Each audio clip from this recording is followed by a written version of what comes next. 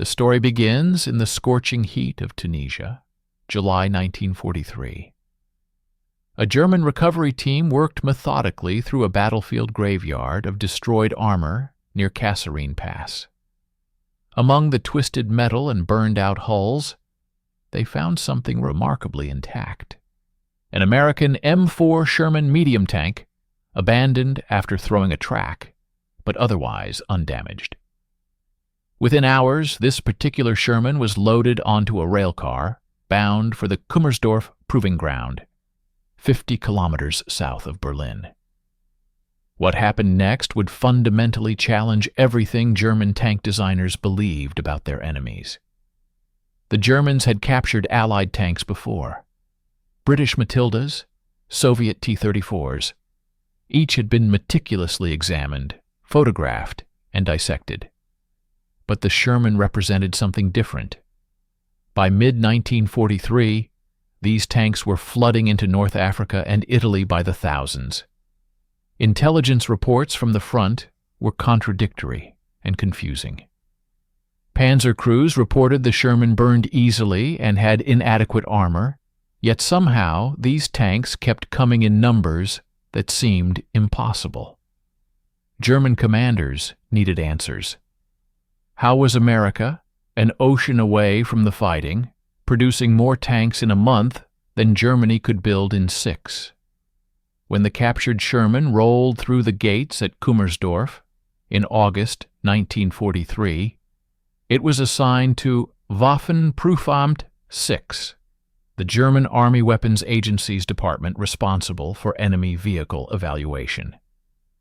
The lead engineer, Hauptmann Heinrich Ernst Kniepkamp, had spent 2 decades designing German armored vehicles. He approached the Sherman with the confidence of a master craftsman examining amateur work. His team consisted of 12 specialists, metallurgists, engine experts, transmission engineers, and weapons testers. They had 6 weeks to produce a comprehensive technical report. The Sherman sitting in their workshop was a standard M4A1 with a cast hull, built at the Lima Locomotive Works in Ohio earlier that year. Serial number 305324. It had seen perhaps 3 weeks of combat before mechanical failure stranded it. The crew had removed the breech block from the 75mm gun before abandoning it. But otherwise the tank was complete. Even the ammunition racks still held shells. Personal effects scattered inside suggested the crew had left in a hurry. A pocket Bible, photographs, a half-empty pack of Lucky Strike cigarettes. Kniepkamp ordered his team to begin with non-destructive analysis. Every component would be catalogued, measured, photographed. Only after this complete documentation would they begin disassembly. The initial walk-around took 3 days. Engineers noted every weld seam, every fastener, every access panel. What they documented in those first 72 hours would begin shifting their understanding of American industrial capability. The Sherman wasn't built like a German tank. It wasn't built like any tank they'd examined before. And that difference would prove far more significant than anyone in that workshop initially realized. The German engineers began their detailed inspection, expecting to find shortcuts, crude workmanship, and the telltale signs of hasty mass production. What they found instead appeared in their preliminary notes with undisguised surprise. The welding quality on the cast hull sections exceeded German standards for similar work. Each seam showed consistent penetration depth and uniform bead patterns. More surprisingly, these welds had been executed with semi-automatic equipment, yet the quality matched or surpassed hand-welded German armor joints that took 3 times longer to complete. Oberingenieur Klaus Mühlmann, the team's chief metallurgist, spent 4 days examining just the hull construction. His report, dated August 19, 1943, noted that the cast armor sections featured remarkably uniform grain structure with minimal porosity. American foundries had apparently mastered large-scale casting techniques that German facilities still struggled with. The front transmission housing, a single cast piece weighing over 300 kilograms, would have required multiple welded plates in German construction. The Americans had eliminated dozens of potential weak points by casting it as one unit. Mühlmann's notes contained a phrase that would be repeated throughout the final report: simplified without sacrificing function. The suspension system provoked intense discussion among the engineering team. The vertical vollet spring suspension looked primitive compared to German torsion bar systems. Yet when engineers measured the components, they discovered something unexpected. Each bogie assembly was identical and interchangeable. Any wheel station could accept any bogie without modification. The volute springs themselves, though simple coiled steel, could be replaced in the field with basic tools in under 20 minutes. A single destroyed road wheel didn't require removing the entire suspension arm, as it did on German designs. Kneipkamp personally tested the interchangeability by randomly swapping bogies between left and right sides. Everything fitted perfectly. The armor plate analysis revealed another surprise. German intelligence had reported Sherman armor as inferior, too soft, inadequately hardened. The metallurgical tests told a different story. The Americans were using rolled homogeneous armor with a Brinell hardness of approximately 240, intentionally softer than German face-hardened plate. Initial German assumption: inferior metallurgy. Actual reason, as tests revealed: the homogeneous plate resisted cracking and spalling better than harder armor. When engineers fired a 75mm round at a sample plate from 500 meters, the German face-hardened plate cracked across its entire surface. The American plate deformed but remained intact. A second shot in nearly the same location finally penetrated. The softer armor could take multiple hits, where German plate would catastrophically fail after one. Interior layout documentation took another week. Every measurement was cross-referenced, every component location mapped in 3 dimensions. The fighting compartment seemed wastefully spacious by German standards, until engineers began timing simulated crew actions. The loader could access ammunition from 3 positions without changing stance. The gunner's station provided clear sight lines to both periscope and telescope without repositioning. The commander's position offered 360-degree visibility through 5 vision blocks plus the cupola. One tester noted, "Crew efficiency appears prioritized over armor weight distribution. Unconventional, but tactically sound." When the German team finally accessed the engine compartment on August 27, 1943, they encountered something that violated every principle of European tank design. The Continental R-975 radial engine sat there like an aircraft power plant, awkwardly stuffed into an armored box. Because that's exactly what it was. This 9-cylinder air-cooled radial had been designed for training aircraft, producing 400 horsepower at 2,400 revolutions per minute. The Germans stared at it with a mixture of fascination and disbelief. Who would put an airplane engine in a tank? Oberleutnant Friedrich Haas, the team's propulsion specialist, had spent 15 years working on liquid-cooled inline engines for Maybach. He approached the radial with unconcealed skepticism. Air-cooled engines ran hotter, had worse fuel efficiency, and lacked the smooth power delivery of water-cooled designs. Every German tank from the Panzer III to the Tiger used sophisticated liquid-cooled V-12 engines. The American approach seemed hopelessly backwards. Haas prepared to document another example of crude American engineering. Then they started the engine. The Continental fired on the third crank. It ran rough for perhaps 20 seconds as oil pressure built, then settled into a steady rumble that shook the entire hull. Haas monitored temperatures, pressures, and vibration levels for 2 hours of continuous operation. His initial report contained 3 underlined observations. First, the engine reached operating temperature in under 4 minutes, compared to 12 to 15 minutes for German tanks in similar conditions. Second, despite air cooling, cylinder head temperatures remained within acceptable limits, even after extended high RPM operation. Third, and most significantly, when Haas deliberately simulated a coolant loss scenario by blocking airflow, the engine continued running for 18 minutes before automatic shutdown, whereas a coolant leak in a German tank engine meant immediate, catastrophic failure. The simplicity of the system began making sense as testing continued.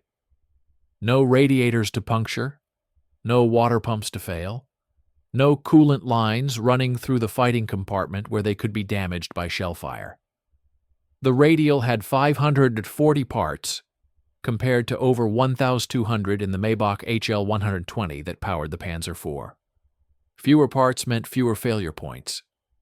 The maintenance manual, which the Americans had helpfully left in the tank, specified that complete engine replacement took 6 hours with a crane and 4 men.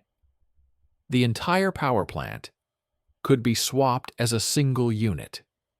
German tanks required field workshops and 3 times as long to perform major engine work. But the real revelation came when Haas examined the parts supply philosophy. Inside the engine compartment storage bins, the crew had stashed 14 spare parts, gaskets, hoses, ignition components, and filters. Each part had a stock number stamped on it. The maintenance manual listed these same stock numbers with clear replacement intervals and procedures written for mechanics with basic training. Haas compared this to German documentation, which assumed highly trained technicians with specialized knowledge. The Americans had designed their tank to be maintained by farm boys who'd never seen an engine before joining the Army. Testing moved to performance trials in early September. The Sherman was fueled, loaded to combat weight with concrete blocks simulating ammunition, and driven through Kummersdorf's test courses. Despite weighing 30 tons, the tank accelerated smoothly and reached 40 kilometers per hour on flat ground. More impressive was its behavior on slopes and rough terrain. The torque delivery from the radial engine provided consistent power across varying loads. German tanks, with their higher-strung engines, required more careful throttle management and clutch work. An experienced driver could coax better performance from a Panzer, but an average driver performed better in the Sherman. The Americans had engineered for their actual crews, not their ideal crews.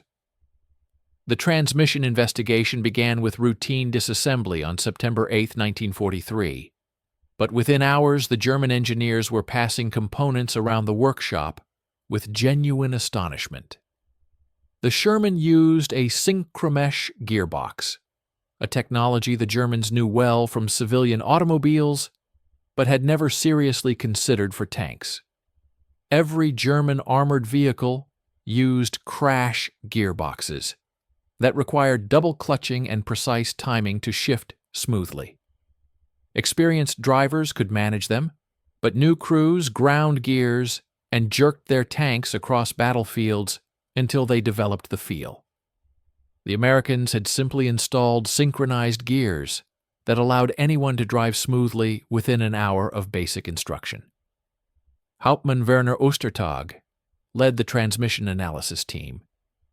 His background included 7 years at ZF Friedrichshafen, Germany's premier gearbox manufacturer. He documented the Sherman's 5-speed transmission with the thoroughness of a man examining a competitor's secrets. The gear ratios were conventional, nothing innovative there. But the execution revealed a completely different design philosophy. Each gear engaged through bronze synchronizer rings that matched shaft speeds before the dogs connected. Shifting required no special skill, just moving the lever. Ostertag tested the mechanism through 400 shift cycles, timing each engagement. Average shift time, 1.2 seconds. Average shift time in a Panzer IV with an experienced driver, 2.8 seconds. With an inexperienced driver, often 5 to 7 seconds, sometimes accompanied by grinding that announced the tank's position to every enemy within 200 meters. The controlled differential steering system provoked even stronger reactions. German tanks used clutch and brake steering. The driver disengaged one track's clutch and applied its brake to turn. This required coordination, strength, and experience. The Sherman's system used 2 levers connected to a controlled differential. Pull the right lever, hydraulic pressure increased brake force on the right track, while the differential automatically adjusted power distribution. The turn happened smoothly, with minimal speed loss. An engineer named Lieutenant Joseph Keller spent an entire afternoon just making turns, timing the Sherman against performance data from German tanks.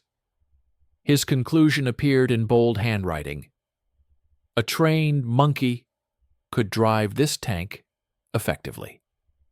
But Keller's comment, though flippant, captured something profound that the team was beginning to understand.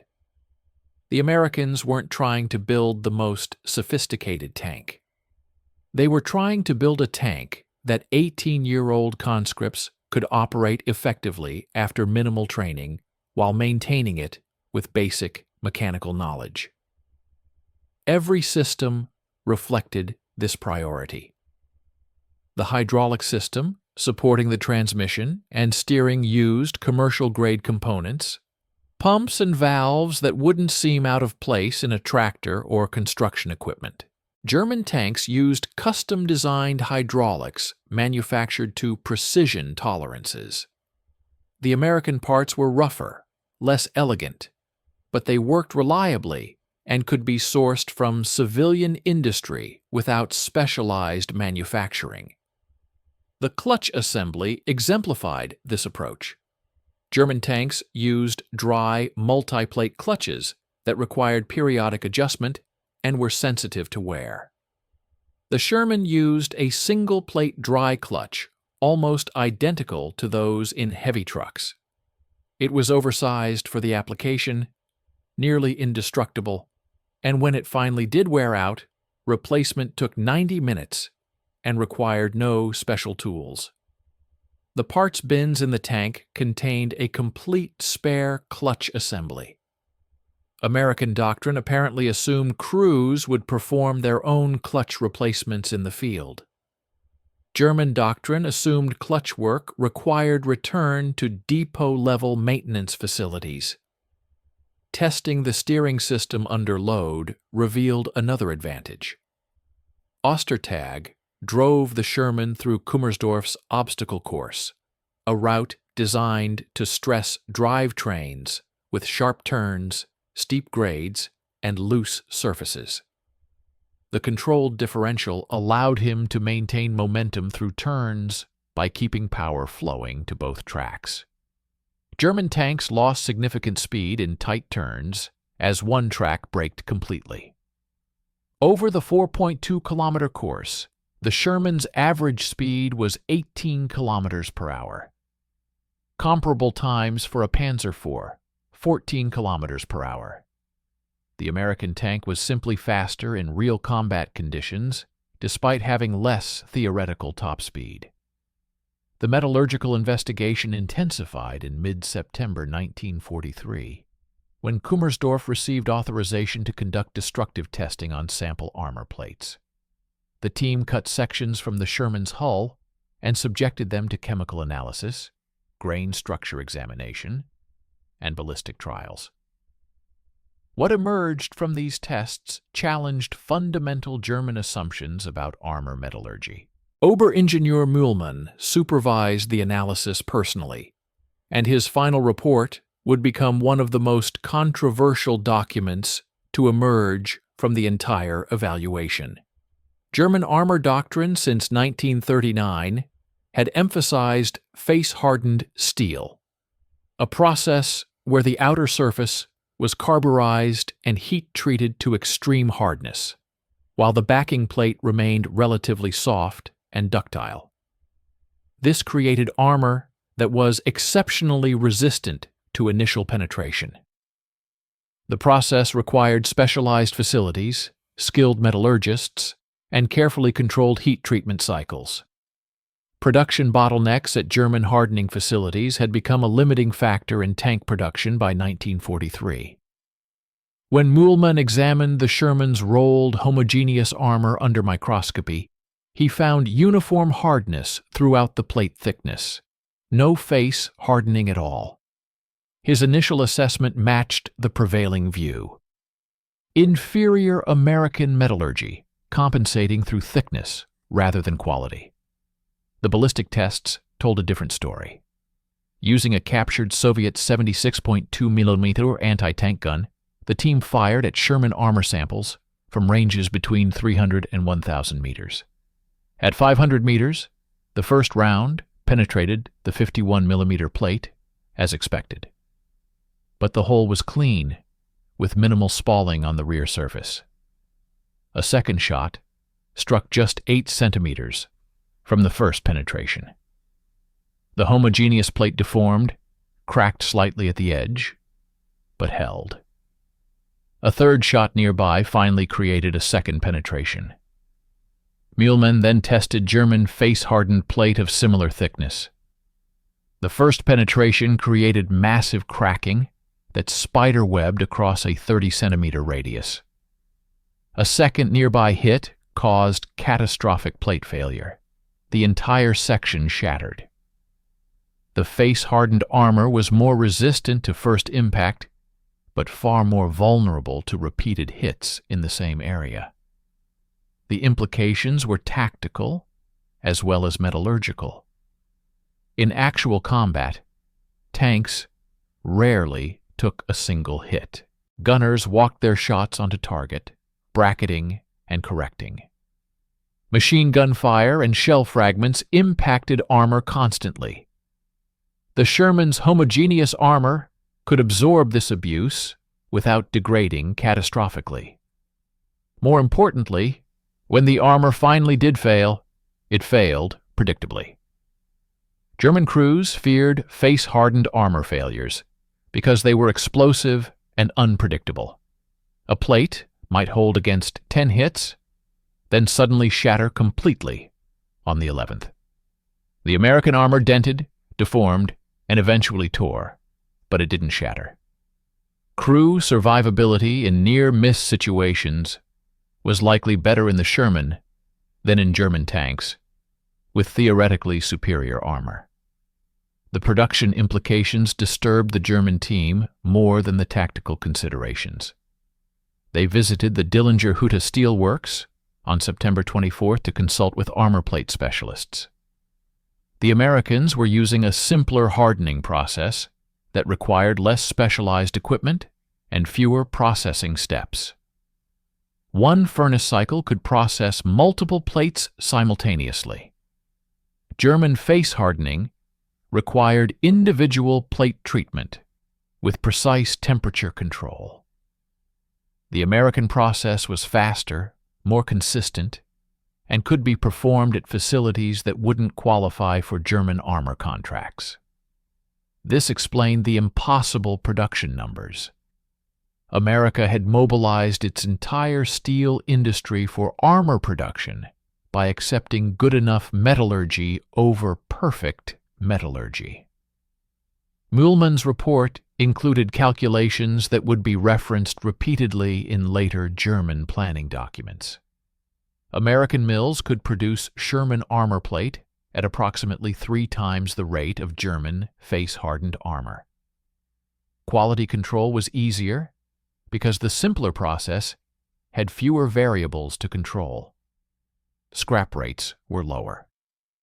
Most damning of all, the performance difference in actual combat conditions was marginal at best, and in some scenarios the American armor performed better. Germany had optimized for perfection, while America had optimized for volume. By September 1943, with the Wehrmacht facing material shortages on every front, it was obvious which approach was winning. The comparative mobility trials commenced on October 4, 1943, at Kummersdorf's expanded testing range. The German team assembled 3 tanks for direct comparison: the captured Sherman M4A1, a Panzer IV AOSFG from the 3rd Panzer Regiment, and, most significantly, a newly delivered Panther AOSFD that had been held back from frontline deployment specifically for these tests. Over the next 12 days, these 3 vehicles would be driven through identical courses under identical conditions, while engineers measured everything from fuel consumption to track wear patterns. The results would force uncomfortable conversations in Berlin. The first test series measured basic mobility metrics on flat, prepared surfaces. Here the Panther excelled as expected, reaching 55 kilometers per hour, compared to the Sherman's 40 and the Panzer IV's 42. Engine power-to-weight ratios favored the German designs. But when testing moved to the cross-country courses, the picture became complicated. The Sherman's wider tracks, 421 millimeters compared to 400 for the Panzer IV, and just 660 for the much heavier Panther, distributed weight more effectively. On soft ground marked to simulate muddy conditions, the Sherman maintained better average speeds than either German tank. Ground pressure measurements told the story clearly: 14.1 pounds per square inch for the Sherman, 14.8 for the Panzer IV, and 12.5 for the Panther. But the Panther's advantage disappeared when terrain became soft enough that track flotation mattered less than power delivery and transmission efficiency. Hauptmann Kniepkamp personally supervised the hill climbing trials. A 35-degree slope, 200 meters long, covered in loose gravel to simulate battlefield debris. Each tank made 5 climbing attempts while engineers measured time to summit, track slippage, and engine performance under sustained load. The Sherman completed all 5 climbs with an average time of 84 seconds. The Panzer IV managed 4 successful climbs, averaging 92 seconds, but threw a track on the 5th attempt. The Panther completed only 2 climbs successfully. On the 3rd attempt, the transmission overheated and automatically shut down halfway up the slope.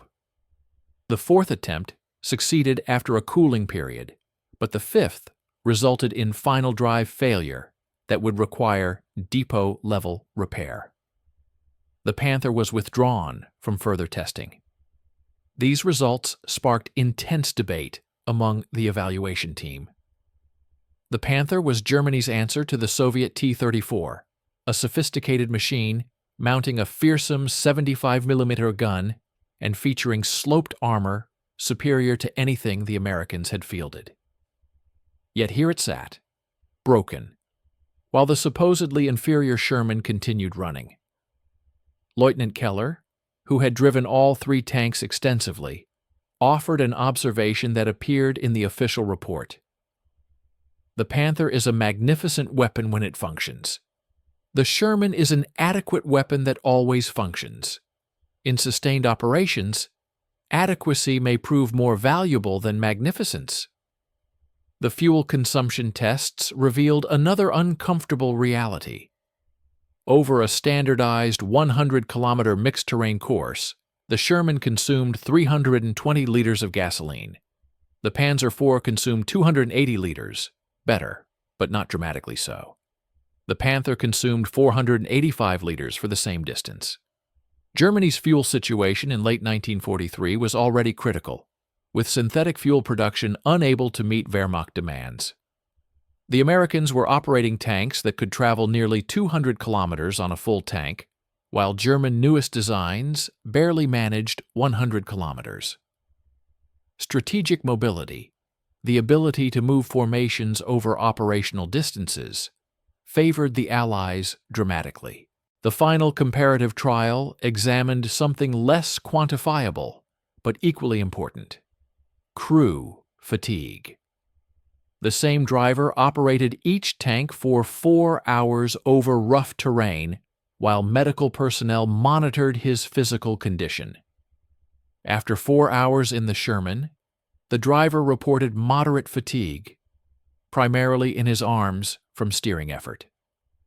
After 4 hours in the Panzer IV, the same driver was visibly exhausted, his shirt soaked with sweat from the combination of engine heat and the physical demands of clutch and brake steering. The medical team noted elevated heart rate and signs of dehydration. The test in the Panther was cut short after 2 hours when the driver requested relief, citing extreme heat in the driver's compartment and cramping in his left leg from constant clutch operation. The Americans had built a tank that didn't exhaust its crew. For sustained combat operations, this advantage was difficult to quantify, but impossible to dismiss. The maintenance evaluation phase began on October 18, 1943, and would prove to be the most damning section of the entire German assessment. Oberfeldwebel Hans Richter, a veteran panzer mechanic with 12 years of experience, was assigned to lead a team of 6 technicians in performing standard maintenance procedures on the Sherman. They were given only the American technical manuals, translated into German, and the basic toolkit stowed in the tank itself. No specialized equipment, no prior familiarity with the design. The goal was to simulate field maintenance conditions and compare the experience to servicing German tanks. What Richter's team discovered would expose the fundamental flaw in German armored vehicle design philosophy. The first task was a complete engine removal and reinstallation. In a Panzer IV, this operation required disconnecting dozens of components, coolant lines, fuel lines, electrical connections, exhaust systems, and control linkages. The engine had to be lifted vertically out of the compartment using a specialized crane, and the entire process typically took a trained crew 12 to 14 hours under ideal conditions. In combat zones without proper facilities, engine changes were often impossible, requiring the tank to be towed to depot-level workshops. Richter's team approached the Sherman expecting similar complexity. They consulted the manual, identified the attachment points, and began the process with typical German thoroughness. 6 hours and 20 minutes later, the Continental R-975 sat on the workshop floor beside the tank. Richter checked his watch 3 times, certain they had made an error. The engine was a complete unit: starter, generator, magnetos, and all accessories remained attached. Only 7 connections required disconnection: 4 fuel lines, 2 oil lines, and 1 electrical junction. 8 bolts secured the engine to its mounting rails. The Americans had designed rails that allowed the entire power pack to slide rearward out of the hull once the rear plate was removed. No special lifting equipment was needed beyond a standard maintenance crane. More remarkably, the reverse process, reinstallation, took only 4 hours and 40 minutes. Total time for complete engine replacement: 11 hours. Richter's report noted, A field crew with basic training could perform this operation in combat conditions. The track maintenance comparison proved even more striking. Sherman tracks consisted of individual rubber-bushed links held together with removable end connectors. Breaking a track to replace a damaged section required 2 men and approximately 30 minutes, using only a sledgehammer and drift punch, tools carried on the tank itself. Reassembly took another 20 minutes. German tanks used dry pin tracks that required hydraulic presses to install and remove pins. Breaking track in the field was a major undertaking that often required specialized vehicles to bring pressing equipment forward. A single thrown track could immobilize a panzer for hours, or even require recovery to workshop facilities. The Americans had solved this problem with rubber bushings that absorbed shock and removable connectors that required nothing but manual tools and moderate effort. The parts interchangeability tests revealed an organizational philosophy that seemed almost alien to the German technicians. Richter's team removed 10 random components from the Sherman: road wheels, return rollers, bogie assemblies, track sections, engine accessories, and documented their part numbers. They then cross-referenced these numbers against the illustrated parts manual. Every component had a clear stock number, a technical drawing showing dimensions and tolerances, and a list of every vehicle model that used that same part. The bogie assembly, for instance, was identical across 4 different Sherman variants. Road wheels were interchangeable with those from the M3 Lee tank. The Continental engine was the same unit used in training aircraft and could be sourced from Army Air Force's supply depots. The Americans had designed for logistics before they designed for performance. This contrasted sharply with German practice. The Panzer IV had gone through multiple variants, and parts compatibility between OSF FF, G, and H models was inconsistent at best. The Panther shared almost no components with earlier designs, requiring entirely separate supply chains. Tigers were so unique that dedicated supply trains followed Tiger battalions just to carry their specialized parts. By October 1943, German tank units in the field were cannibalizing damaged vehicles to keep operational tanks running because replacement parts couldn't reach frontline units quickly enough. The Americans had anticipated this problem and designed it out of existence through standardization. Richter conducted a final test that produced perhaps the most psychologically devastating result. He gave the Sherman technical manual to a junior technician, a 19-year-old conscript with 6 weeks of basic mechanical training, and asked him to diagnose and repair 3 problems Richter had deliberately introduced into the tank.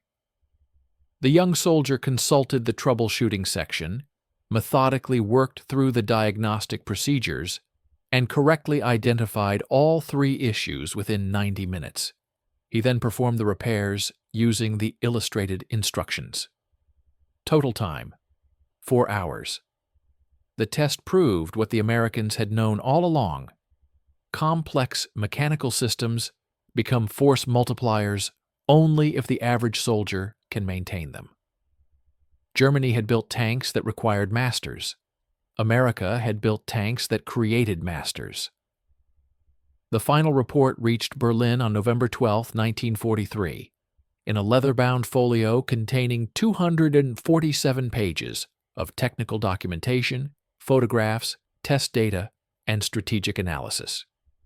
Hauptmann Kniepkamp personally delivered it to Waffenprüfamt headquarters and briefed senior officers on the findings.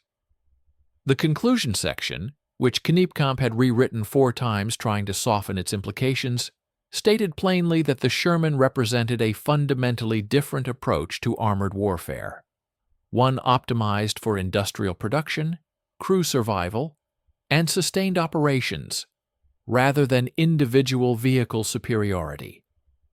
More troubling still, the report concluded this approach was likely to prove decisive in a prolonged conflict. The technical assessment acknowledged the Sherman's weaknesses without hesitation. The 75mm gun was adequate against current German armor, but would struggle against the newer heavy tanks. The armor protection was sufficient against most threats, but inferior to German designs of equivalent weight. The gasoline engine was a fire hazard when penetrated. These deficiencies were real and significant, but the report's authors argued these shortcomings were tactical problems, while the Sherman's advantages were strategic ones. America could replace losses faster than Germany could inflict them. American crews could be trained faster than German crews. American tanks could be maintained in field conditions where German tanks would be abandoned. The mathematics of industrial attrition favored the side that could field adequate weapons in overwhelming numbers. The report included projections based on observed American production capacity that proved remarkably prescient. Intelligence estimates in November 1943 suggested the United States would produce approximately 17,000 Sherman tanks during that year. The actual figure would be 21,245. Germany would produce roughly 6,000 tanks total across all models in the same period. The Americans were outproducing Germany by more than 3-to-1 with a single tank design. And they were doing it while simultaneously building thousands of aircraft, hundreds of ships, and supplying allied nations through Lend-Lease. The report noted grimly that even if German tanks achieved kill ratios of 5-to-1, which they often did in 1943, the numerical disparity made German victory mathematically impossible. Several officers who read the November report pushed back against its conclusions, arguing that German technological superiority would overcome American industrial advantages. The Tiger and Panther were demonstrably superior fighting machines in direct combat. German crew training was more thorough and produced more skilled tankers. These factors had to count for something. Niekamp addressed these objections in a supplemental memo, dated November 28, 1943. He pointed out that the Tiger's complexity meant chronic mechanical unreliability. Often less than half of Tigers in a unit were operational at any given time. The Panther's teething problems were even worse, with transmission failures plaguing early production models. Meanwhile, Sherman availability rates in American units consistently exceeded 85%. The Americans were winning through reliability in numbers, and no amount of German tactical skill could overcome the reality of facing 3 operational enemy tanks for every operational German tank. The report's recommendation section made for uncomfortable reading in Berlin. It suggested Germany immediately simplify tank designs to improve production rates and reduce maintenance complexity. It recommended adopting American-style parts standardization across vehicle families. It advocated for designing around component availability rather than theoretical performance maximums. Most radically, it suggested Germany consider abandoning face-hardened armor in favor of simpler, homogeneous plate to accelerate production. These recommendations were largely ignored. German tank development continued prioritizing sophistication over simplicity, with designs becoming progressively more complex throughout 1944 and 1945. The Panther eventually matured into a formidable weapon, but never in sufficient numbers. The Tiger II represented the pinnacle of German tank design and was also one of the most resource-intensive vehicles ever produced. By the time Neepkamp's report circulated through Wehrmacht planning offices in early 1944, its conclusions were already visible on every front. In Italy, American tank battalions ground forward through mountainous terrain that theoretically favored defenders, succeeding through sheer persistence and numerical superiority.